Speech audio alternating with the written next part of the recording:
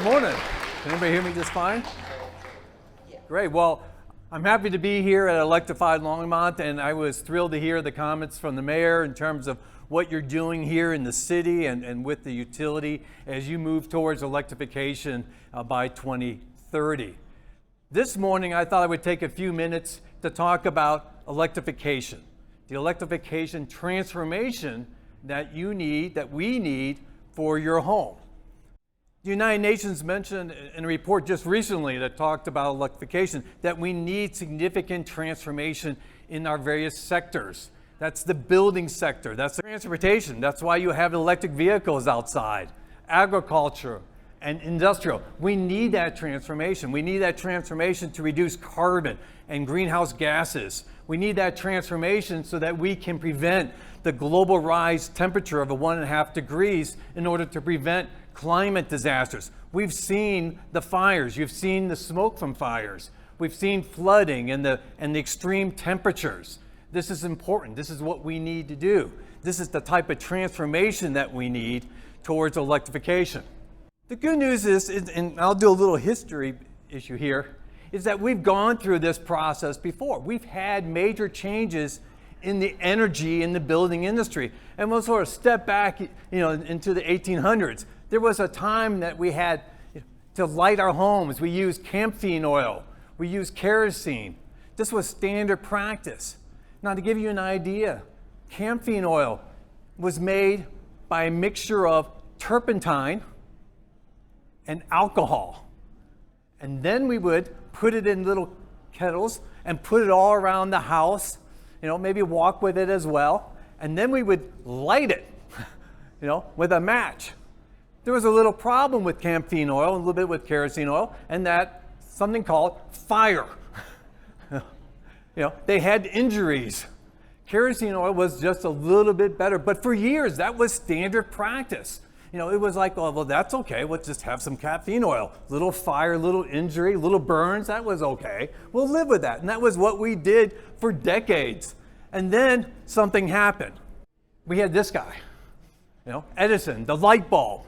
The light bulb, it changed. It was the innovation, it was the transformation change that we needed within the country. Within just a few years, power was being put into homes. Lights were going into homes. And within about 20 years, we had power distribution. The mayor was just talking about what you were doing in terms of the power distribution and supply in this area.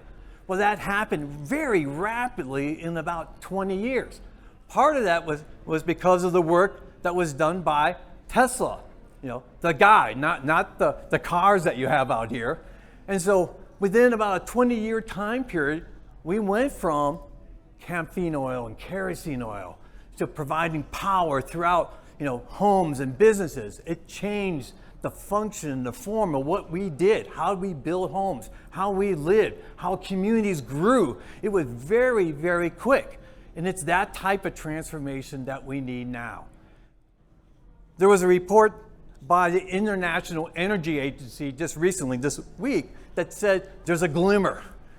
We see some possibilities, some transformation happening.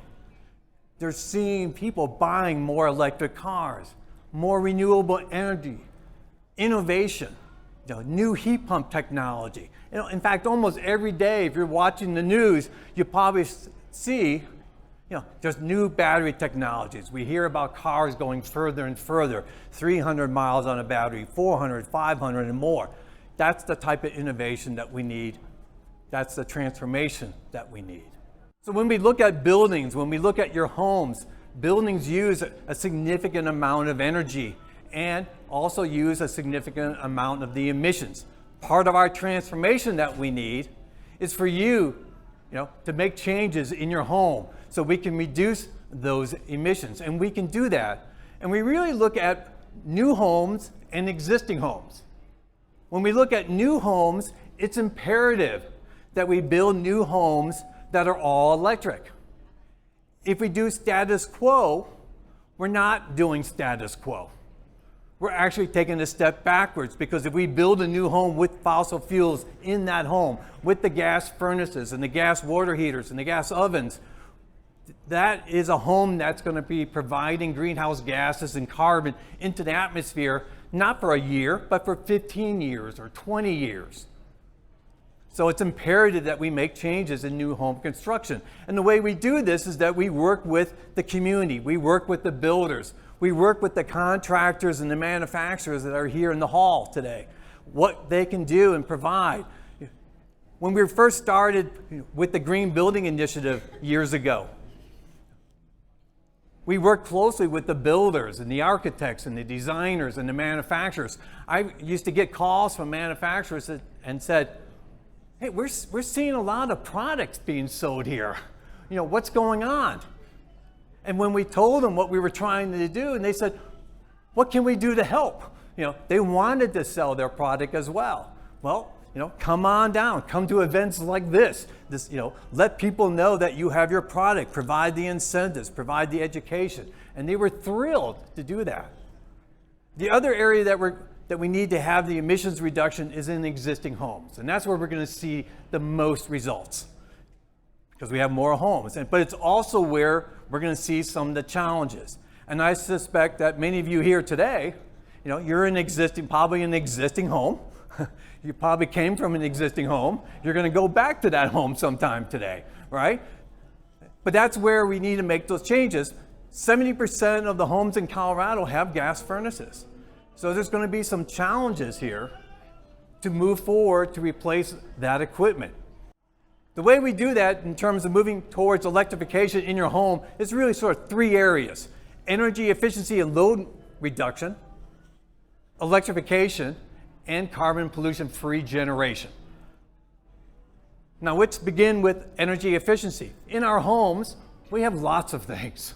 If you start thinking about everything you have in your home, it's not just the refrigerator and the oven, it's the microwave, it's the toaster, it's the coffee machine, it's the refrigerator and the other refrigerator and the freezer you have in the garage. It's the computer, the other computer, it's the iPhones, it's the chargers for the iPhones, it's the iPad, it's the charger that's plugged into your wall that there's nothing actually plugged into. All those different things. And of course, when a lot of our appliances today that you buy, I have a vacuum cleaner. It's a battery charge. You plug it in for the vacuum cleaner. It comes with a fancy holder. It looks really nice. You're supposed to plug it in, and it looks, they think it's supposed to be artwork. You hang it on the wall and go, people come in, oh, you have a vacuum cleaner.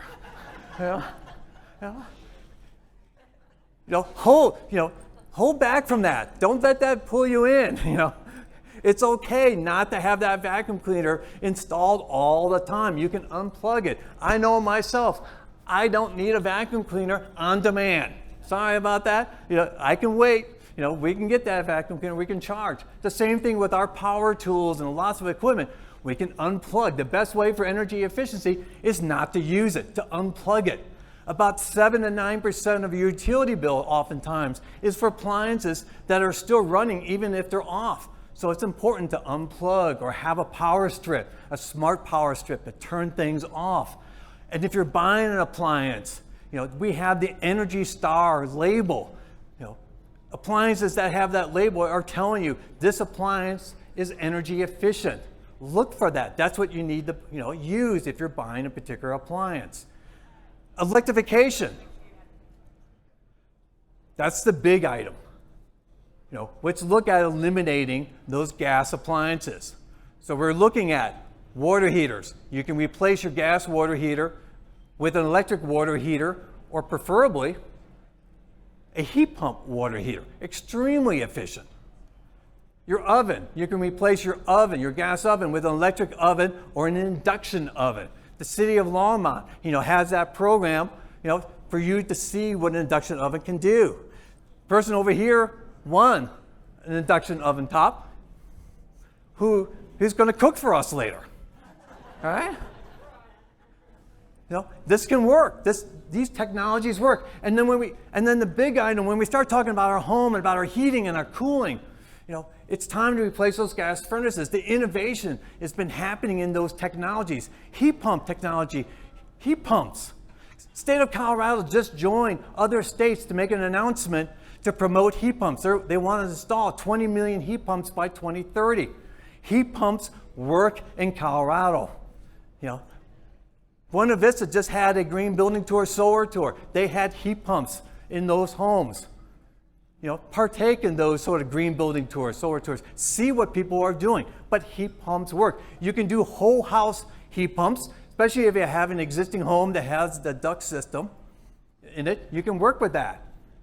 Or if you don't have that duct system, you can put in the mini split systems. And there are plenty of people in the hall over here that can talk to you about what you can install, what those technologies are, and they work. The nice thing about mini split systems is that they're extremely efficient, and they work in this climate. Again, Energy Star has a label for cold climate heat pumps. You know, so they work.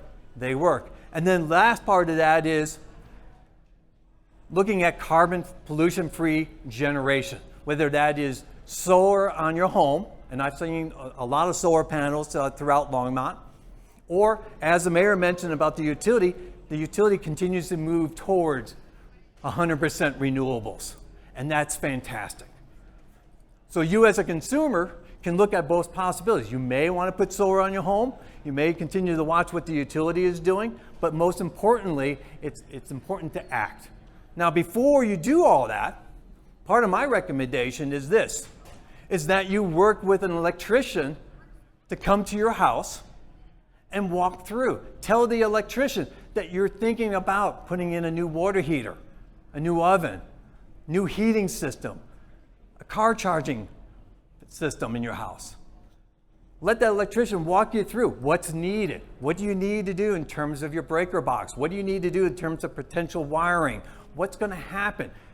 It would be worth your peace of mind to pay an electrician, that hour or so or 2 hours to say what works, what's going to happen.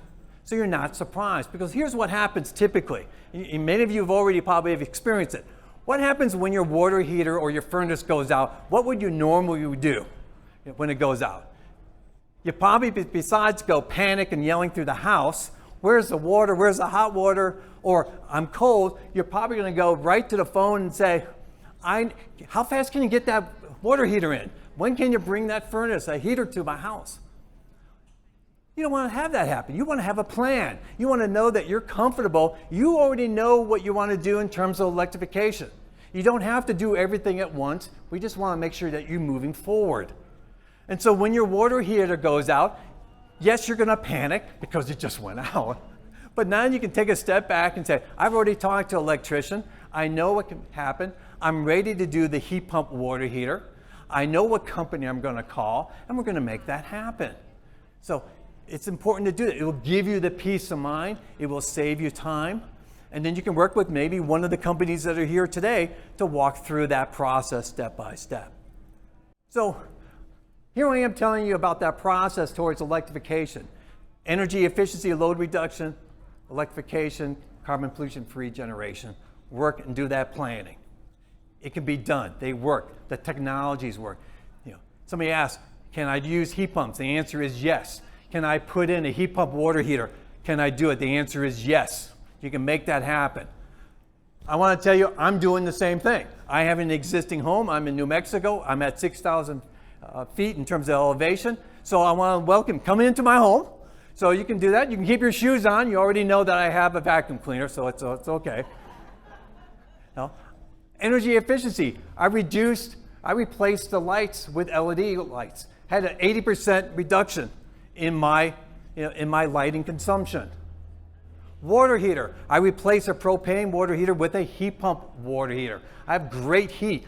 I had just guests at my house last week and they were thrilled. You have hot water. I was like, of course I have hot water. I have a heat pump water heater. It works. Cooking. This is the last time you're going to see this gas oven. I have an induction oven ready to go to put in. And yes, it takes time. It takes planning. They're going to have to put wire up a wall and down a wall and make that happen. But I have a plan. You can have a plan to make that happen too. And then I'll wrap up here as well, is that in space heating, I've installed mini split heat pumps throughout the house. We replace propane radiant flooring, we replace electric resistant heating systems, It worked through this winter. It worked through the hot summer. They're great. They work. And then I match it all with about a 9 kW solar system. So all my systems are being powered by the PV on my house as well. So it's a total complete system. And I'll be at net zero energy, net zero emissions, probably by Friday. It's time. It's time for that electrification transformation. You can do it. It works. It can happen. There's great people here today to talk to get more information, but I'm here to tell you it's time. That transformation is now. Thank you.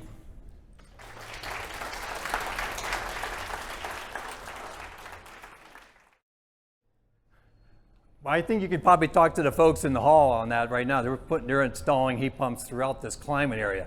And you have heat pumps from here up in Washington State and the Northeast. I think there's been a lot of research, and the changes and innovation in the heat pumps has changed rapidly. So like I mentioned, Energy Star now provides a label for heat pumps at, I believe, a -5 degrees. And that doesn't mean that's the maximum. That's the threshold for them to rate it as co-labeled. So you have these heat pumps that can be at -10, and -20, and 30 degrees. So I think the heat pumps work just fine.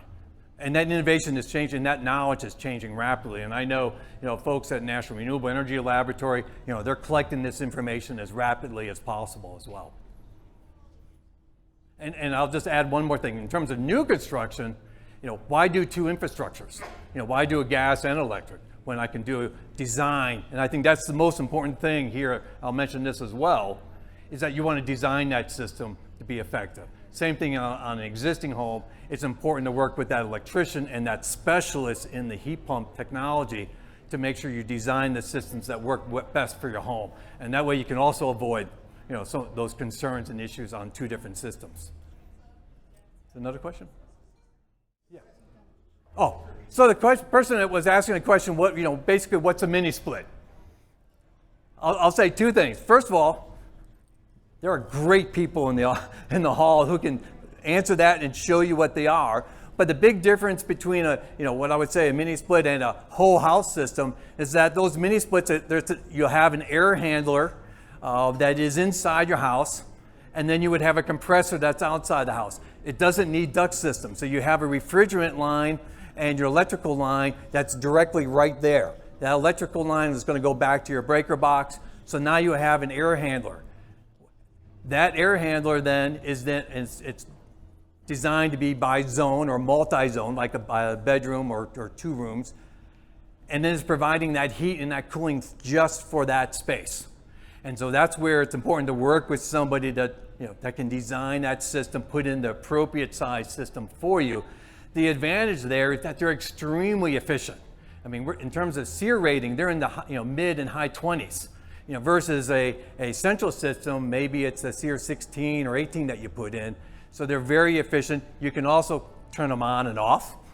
You're not trying to heat and cool the whole house. And if you have a duct system in your home, older homes, more than likely have leaks in the ducts as well. So you're losing power. And I know in some states, if you have a duct system in the basement area or crawl space or the attic, you're also getting impacted by, getting feedback by the climate. Why am I heating or cooling a duct system down only to warm it back up? So that's the real big difference of the mini splits. Very efficient, and it allows you to do different sizes for different rooms. Makes it just a great system overall. And I'm around. I'm not running away, so I'll be around. Feel free to come up to me and ask questions. I'm happy to talk to you all. It's great. This is a great event. Enjoy it, and thank you again.